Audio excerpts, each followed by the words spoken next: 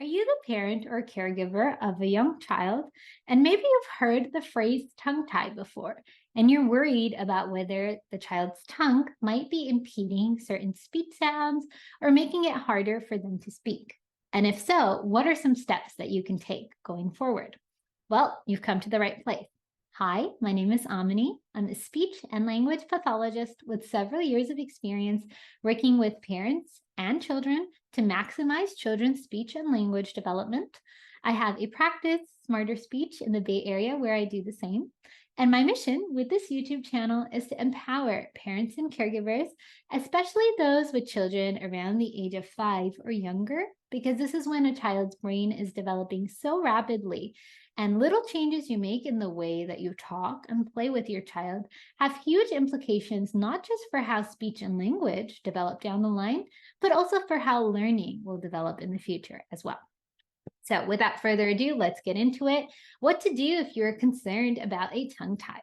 So if you feel like maybe a child's tongue or teeth or something about their placement might be off, it's a really good idea to consult with a dentist to see what they say, whether they see that the frenulum or a little piece of skin here under the tongue is too short to make certain sounds. So they might give you a second opinion. But in general, what I, as a speech therapist, look for is whether a child can say the T, D, and N sounds. So if you look at those sounds carefully, T, D, and N all use the tip of the tongue that needs to go up to the spot here, known as the alveolar ridge. So in a tongue tie, this frenulum is too short and the tongue can't quite reach that top to make those sounds. So one of my biggest indicators that something might be off or maybe a child needs that clipped is if they can't reach up to make T, D, or N. So normally I look for words like to or no or done. Those happen a lot in a toddler's vocabulary to see if a child can say it or if they're having a hard time reaching their tongue. If a child can say those words without any trouble, normally I say, hey, maybe we can work on this and see if they should be able to say more TDN before you go to the dentist. But of course, consult with a dentist, but those 3 sounds are really the giveaways on whether I recommend a visit to the dentist or not. Of course, there's a lot more nuance there. So of course you do want to speak to a dentist, but keep an eye for those 3 sounds. If you see your child cannot make those 3 sounds, definitely speak to a dentist, make an appointment, speak to a speech pathologist, and think about next steps to see if your child might need that simple procedure of getting a clip there to make sure that the tongue can reach up. If your child can say the T, D, and N sounds, that's great. Then one of the best exercises that you can do, either without having any tongue tie surgery at all, or after a tongue tie surgery, is practicing TDN. One of the best exercises for speech is just talking. So having a really intentional practice of those sounds where the tip of the tongue touches the alveolar ridge can go a long way. So making sure that you use the words like to, or all done, or no, or nose. Those are really great ways to practice moving the tongue up. So maybe you can start counting. So say you are looking at a train. This is one of my favorite things to do when I'm working on TDN. You can work on counting the tracks 1, 2, 1, 2 each time. That way you're saying that t, t, 2 and you're emphasizing it over and over again. I also talk about train, right? So the train tracks or the train parts. I'll also talk about putting things on top. So maybe I'm putting the train on top. I can talk about things like the tree. Notice the way I emphasize that T, t, t, t, really, really drawing attention to it so that the child will notice it as well.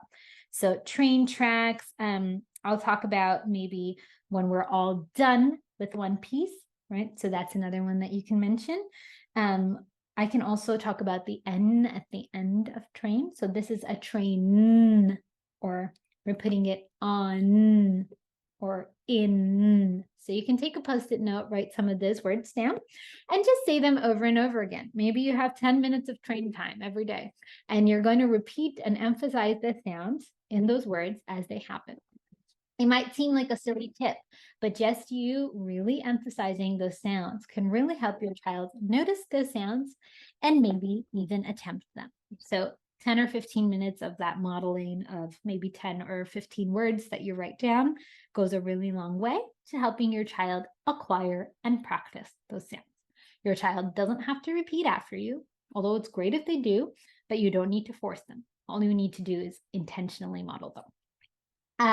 The last thing, this one I would suggest doing with some caution, just doing it once in a while, so maybe once a day, is you can actually show your child how you're making that T, D, and N sound. So besides just saying it over and over again, there's a few ways to show your child how you're making the sound. So you can say, oh, look at how I say train. Ready? T, t, train. So you're drawing attention to your tongue. You can even use a small hand mirror. They sell some, I'll link some in the description box below, some mirrors that are not really breakable because they're kid friendly. So you might want to use one of those in case you want to avoid 7 years of bad luck. So you can use one of those mirrors and you can show how you're putting your tongue up and maybe have your child practice t, t, t, or d, d, d. Or one of my favorite things to do, which you should probably do safely with supervision, is I like to take a popsicle or a dum-dum and just tap the tip of the tongue of the child and then go t, t, t. So your child will be trying to taste the popsicle or the lollipop that you tapped, and they're automatically going to bring that tip of the tongue up. So at that time, they can feel what it's like to bring that tip of the tongue up.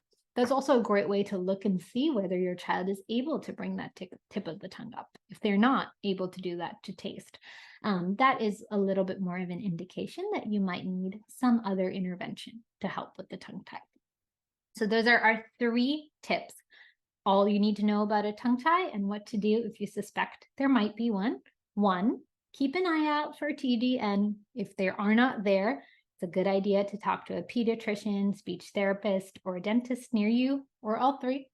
2, keep intentionally repeating sounds and words with T, D, N. Trains are a great way to do that. And 3, practice showing your child how to bring the tongue up, either with a mirror or maybe with a lollipop or a popsicle touching the tip of the tongue. So those are some easy ways to get started. Of course, none of these tips are a substitute for therapy. So if you are concerned, please do reach out to a therapist near you sooner than later. Sooner intervention is always more effective because you're taking advantage of the fact that your child is growing and learning so rapidly. So if you're looking for more speech and language resources in the meantime, though, check out some of the links in the description box below. We have a link to our mailing list where you can get a free monthly speech and language tip themed to the month and themed to the season. There's also a link to our ebooks and our parent education courses. And I've also linked some of the materials that I think can be useful when you're working on TDN, including this fun toddler train that I was talking about and those mirrors as well. I hope that you enjoyed this tip. If you did, please like and subscribe. Thanks so much for watching and happy talking.